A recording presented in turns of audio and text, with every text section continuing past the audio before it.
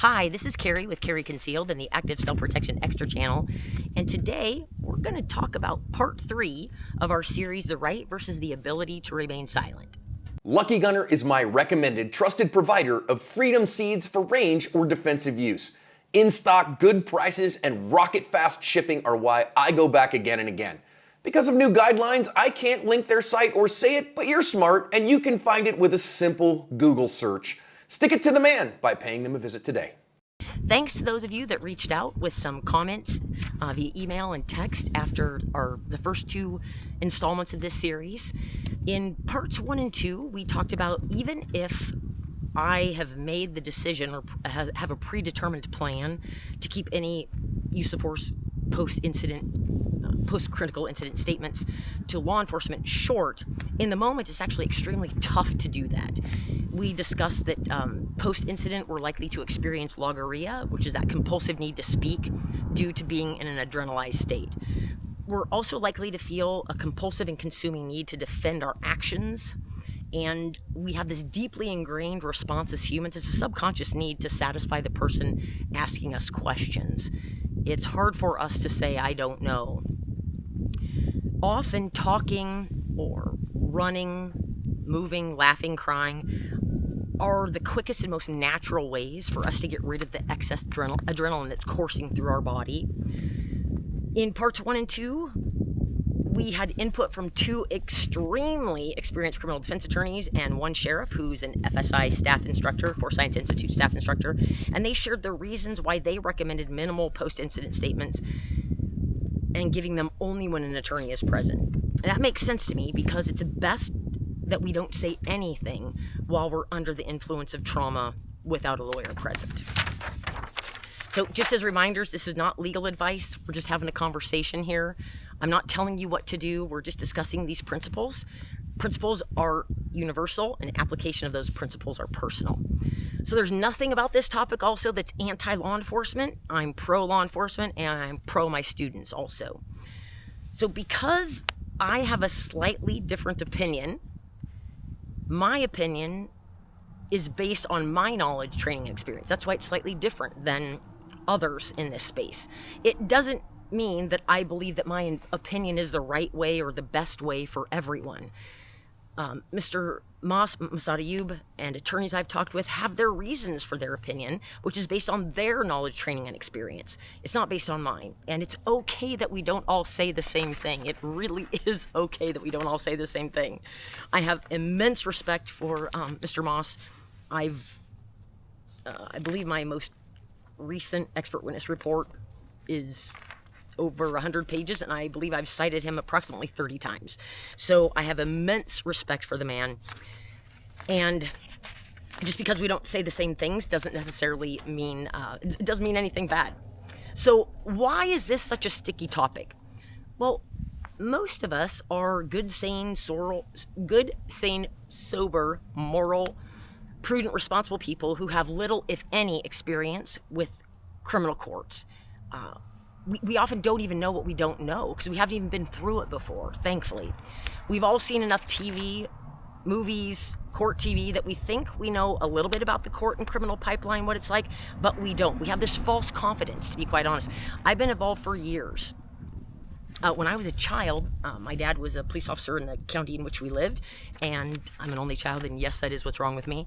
And I used to go to court with him in the summertime. He would have to, my dad usually worked nights, 5 p.m. to 3 a.m., and so during the day in the summer, my mom was at work, and I would go up to court with my dad if he had to go testify briefly for a case. And I would sit in the courtroom. I still don't understand all of it, even though I had that experience. I don't even understand a quarter of it, let alone the most important parts. One of the other reasons why this is a sticky topic is because most claims of self-defense that are made to law enforcement and prosecutors are actually false claims of self-defense. And they're false usually because of ignorance. The person genuinely doesn't know the principles of self-defense, or it's possible that it's a false claim because it's fabricated. The individual knows it's not actually self-defense, but they're hoping it could be seen that way because they don't want to go to jail, and they think a self-defense claim is their best bet to avoid jail. As I believe Mr. John has mentioned, there have been a number of times that I've been asked to review cases, and the best part I think about the job of being an expert witness is I get to determine, I'm paid initially to determine whether or not I believe the particular case is a justified self-defense claim.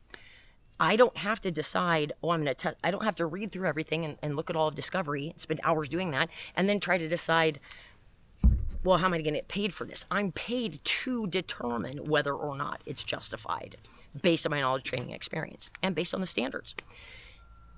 And I'm thankful for that, because there have been a number of cases I've had that have not been justified claims based on my knowledge, training, and experience. So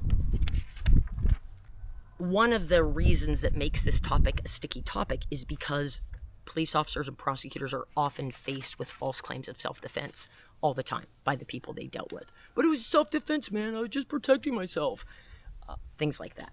So back to our topic. There are three primary emotions that I often see experienced in an immediate aftermath.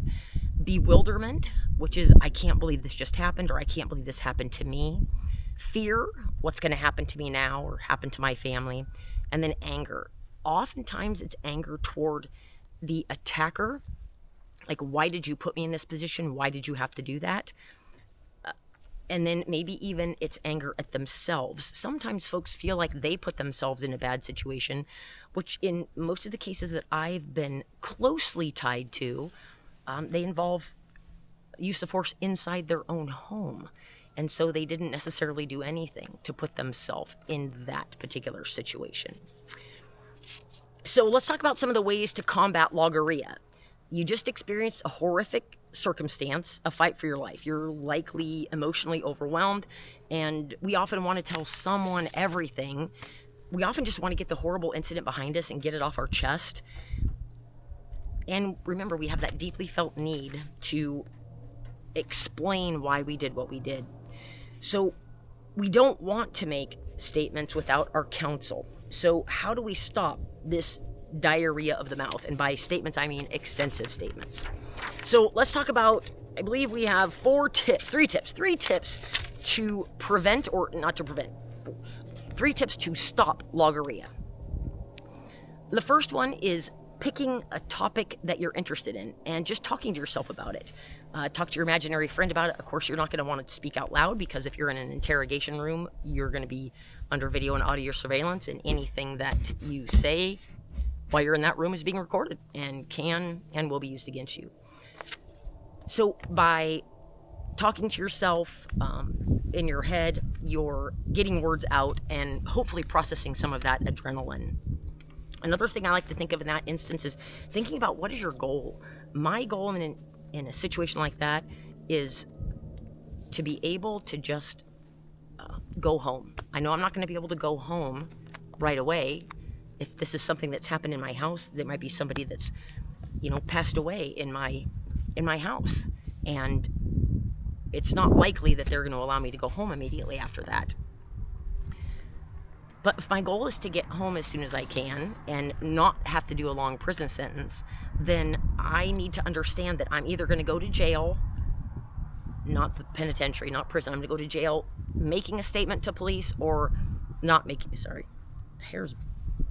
that's bad. Wind's blowing. Blew my own hair into my mouth. I guess it's better my own hair than someone else's, but anyway.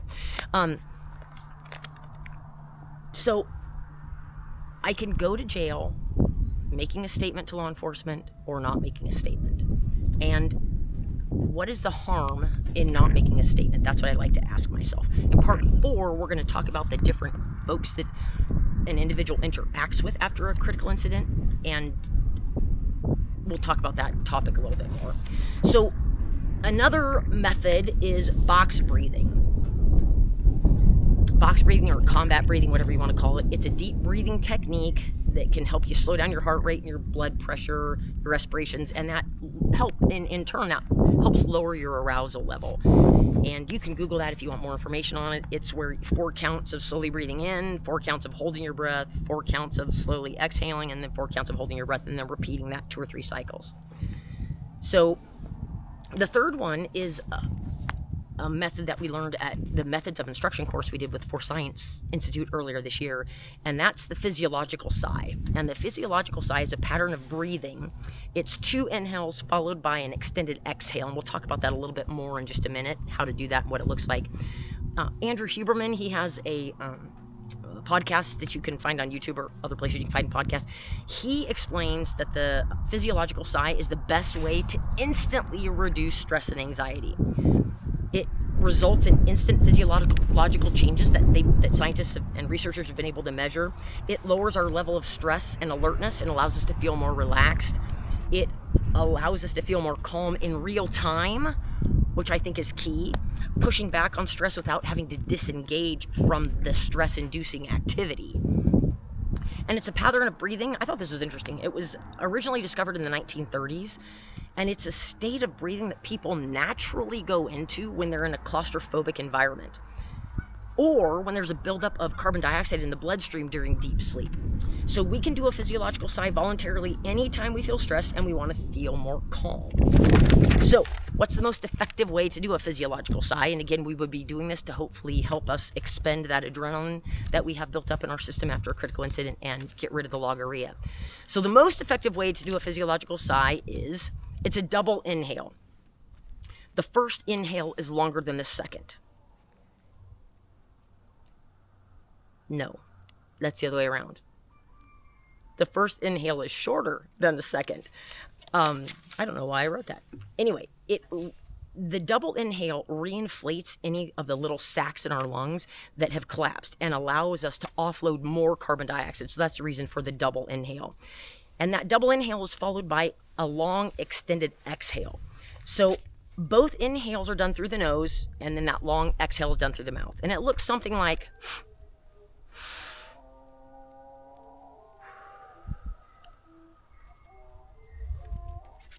And again,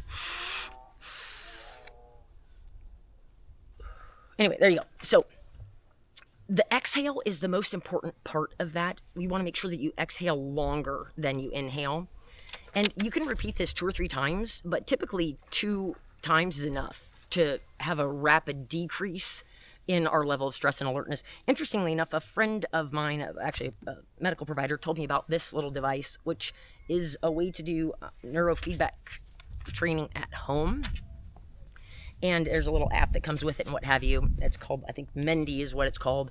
And what's interesting is I just got this yesterday, and the very first exercise you do is 1 minute of doing the physiological sigh, or sometimes people call it a cyclic sigh also.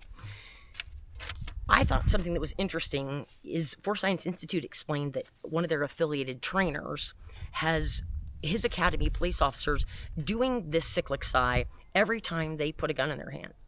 So anytime they're gripping their gun in the holster, they are doing this cyclic sigh. They're physiologically, or they're innately wired to do this, and their hand on a gun is synonymous with the cyclic sigh. So that could be beneficial for critical incidents, right? If it allows them to, allows us to feel more calm in real time, allows us to push back on stress without even having to disengage from that stress-inducing activity, well, what a great tool. So I hope that these 3 options that we talked about for reducing or eliminating logorrhea after a critical incident have been helpful to you. Come on back for part 4, and we'll talk about the people that we're most likely to interact with after a critical incident.